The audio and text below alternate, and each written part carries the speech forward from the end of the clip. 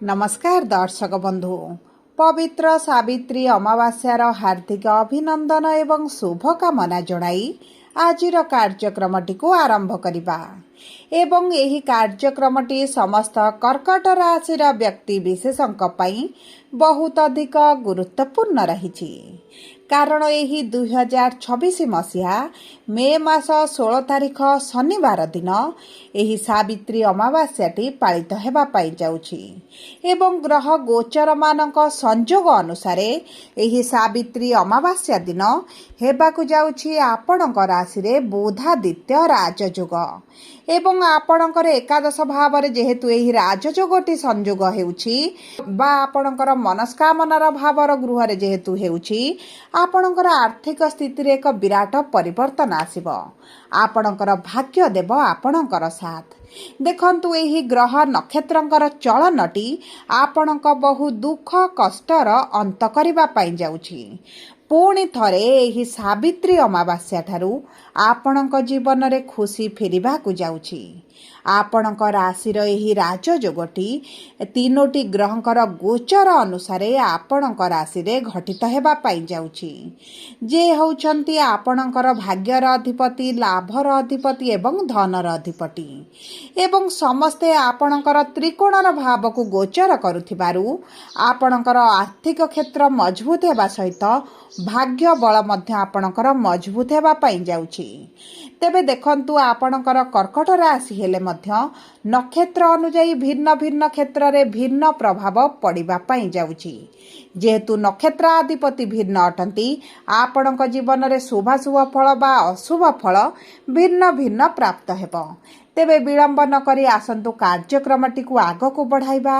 एवं जानिबा आपणक कर्कट राशि रे केउ प्रकार परिवर्तन एही राजयोग द्वारा घटित हेबा पाई जाउछि किंतु भिडियोटी आरंभ करिबा पूर्वरु जदि आपणकर भी कर्कट राशि होइथाए एवं आपण भी ईश्वर को आंतरिक भक्ति एवं विश्वास करंती तेबे भिडियोटी को लाइक करंतु कमेंट बॉक्स रे जय जगन्नाथ जय मां लक्ष्मी अवश्य लिखि दियंतु ता सहित आम सह जोगाजोग करिबा पाई वीडियोर मध्य भाग रे एक व्हाट्सएप नंबर टी दिया जायछि जो नंबर साहाय्य आपण आम सह जोगाजोग करी निजर नूतन कुंडली प्रस्तुत करि परिबे कुंडली विश्लेषण कराई परिबे किंबा आपणकर चाकरी विवाह व्यवसाय प्रेम संपर्क शिक्षा स्वास्थ्य को नहीं किछि समस्या रहिछि ताहार सहजरे एवं स्वल्प मूल्य रे समाधान करि परिबे सेतिपई आपण आम सह वीडियोर शेष पर्यंत जोड़ी होई रुहंतु एवं व्हाट्सएप नंबर माध्यम रे आम सह जोगाजोग करी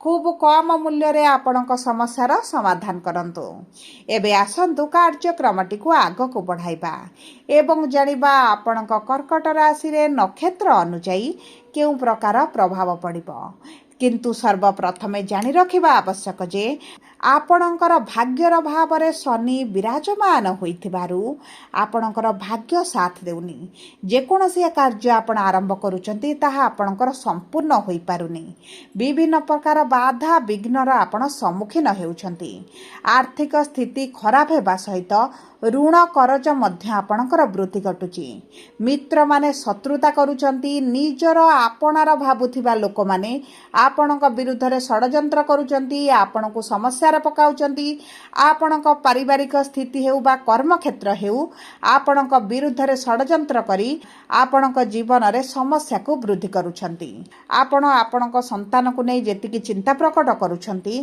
ताठारु बेसी चिंता आपणकर पारिवारिक समस्या देउछि आपणक परिवार हेउ आपणक वैवाहिक जीवन हेउ किंबा प्रेम संपर्क हेउ आपण बहुत अधिक चिंतार रहउचंती एवं आपणको लागुछि जेपरि आपणक संपर्क रे आपणक जीवन रे कोनोसी स्थिरता रही नै जे कोनोसी दिग को आपण दृष्टि बढ़ाउचंती आपणको नकारात्मक ही देखा जाउछि किंतु देखंतु शनि आपणकर ही भाग्यर भाव रे विराजमान करी जे सब अशुभत्व देउथिले जे सब कार्य रे नकारात्मक प्रभाव पकाउथिले ताहा दूर हेबा पाई जाउछि सूर्य बुध एकत्र एकादश भाव रे त्रिकोण रे विराजमान करी बुधादित्य राजयोग बनाई आपणकर अधिकांश कार्य सफलता प्रदान करेंगे। तेबे देखंतु कर्कट राशि 3टी नक्षत्र रही थाए। पुनर्वसु कर्कट 7/4, पुष्या कर्कट 8/4, अश्लेषा कर्कट 9/4 कर्कट राशि। तेबे सर्वप्रथम जानिबा पुष्या कर्कट राशि बा 7/4 कर्कट राशि व्यक्ति विशेष मानकर नक्षत्राधिपति होउछन्ति देवगुरु बृहस्पति एवं गुरु जेहेतु द्वादश भाव में अछन्ति आपणकर मेडिकल अर्थ खर्च बढ़ुची, आपणकर अजथा खर्च गुड़ाई होउची, आपणकर आय अपेक्षा व्ययटे अधिक रहुची, जो कारण आपणकर अर्थ संचय होई पारुनी। किंतु जो व्यक्ति माने विदेश जावाक चाहूतिले सेमानक पई अत्यंत शुभदायक समय एही सावित्री अमावास्या परठारु रहिबो। जदि आपणकर किछि उच्च शिक्षार अभिलाष थिला तेबे ताहा आपणकर पूरण होइजिबो। जदि आपणकर किछि सोशल मीडिया कार्यरत अछंती, ऑनलाइन रिलेटेड किछि कार्य करूछंती किंबा वैदेशिक मुद्रा आपण रोजगार करूछंती तेबे रोजगार रे आपणकर बढ़ोती देखिबे। ता सहित गुरुंकर पंचम दृष्टि आपणक चतुर्थ भाव को थिबा कारणरू आपणकर सुख सुविधा भोग विलासर जो समस्या प्रकट हेउथिला ताहा दूर होइजिबो। जमी बाड़ी को नहीं आपणकर जहाँ समस्या चलिथिला ताहा मध्ये आपणकर दूर होइजिबो। पैतृक संपत्ति आपण को प्राप्य प्राप्त हेबो एवं ता सहित जदि आपण नूतन भाव में किछि जमी भूमि जान वाहन क्रय करबा पई चाहूतिले तेबे आपणक पई अत्यंत शुभदायक समय रहिछि।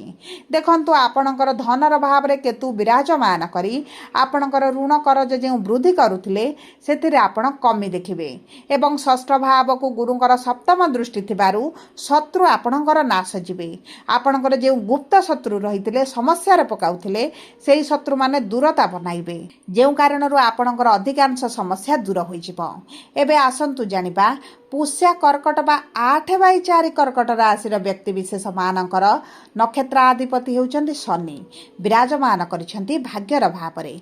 पितांक सहित जो समस्या बढ़ुची, पितांक सहित मनमालिन मतभेद रहउची, पितांक ठारू संपूर्ण साहाय्य सहयोग प्राप्त करि पारु नांती किंबा आपणक पितांक स्वास्थ्य को नहीं जो चिंतित रहिछन्ति सेही सब चिंता गुड़िक आपणकर दूर होइजिबो। देखंतु शनिकर 3टी दृष्टि रही थाए। तृतीय दृष्टि, सप्तम दृष्टि एवं दशम दृष्टि। तृतीय दृष्टि एकादश भाव को रहुथिबारु आपणक परिश्रम अनुसार आपणको अधिक फल प्राप्त हेबो।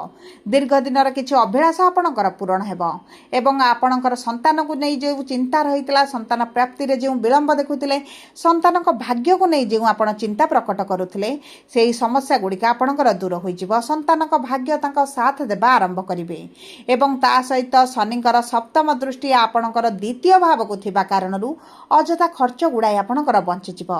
आपणकर धन संचय करबा पई सक्षम हेबे। जदि आपणकर अर्थ केउठी फसिकी रहिछि मिलि पारु नथिला सेही अर्थ आपणको प्राप्त होइजिबो। जदि अर्थ को केंद्र करी कोनोसी कार्य आपणकर आधार रहिछि आगो को बढ़ी पारु नथिला सेही कार्य गुड़िक मध्ये आपणकर संपूर्ण होइजिबो। कोनोसी ना कोनोसी मार्गरु आपणको अर्थ प्राप्ति हेबो। विभिन्न प्रकार दिगरु आपणको धन लाभ हेबार मध्ये जोग बनुछि। जो व्यक्ति माने चाकरीर संधान रे रहिथिले, विशेष भाव में सरकारी चाकरी पई चेष्टा करुथिले, अति उत्तम समय आपणक पई एही सावित्री अमावास्या परठारु रहुछि। ता सहित जदि आपण प्राइवेट चाकरी पई मध्ये अप्लाई करचंती तेबे मध्ये आपणको उत्तम फल प्राप्ति हेबो। एबे आसंतु जानिबा अश्लेषा कर्कट राशि बा 9/4 कर्कट राशि व्यक्ति विशेष मानकर नक्षत्राधिपति होउछन्ति बुध, जे आपणकर एकादश गृह रे मित्रंग गृह रे विराजमान करिसंती, जे कारण आपणकर व्यवसाय पई अत्यंत शुभदायक समय रहिछि। पूर्वर व्यवसाय रे मांदा परिस्थिति देखुतिले आपणकर आग भली व्यवसाय हेउ नथिला तेबे आपणकर एही सब परिस्थिति रे निश्चित भाव में शुभ फलाफल प्राप्ति हेबो। आपणक व्यवसाय रे बढ़ोती हेबो।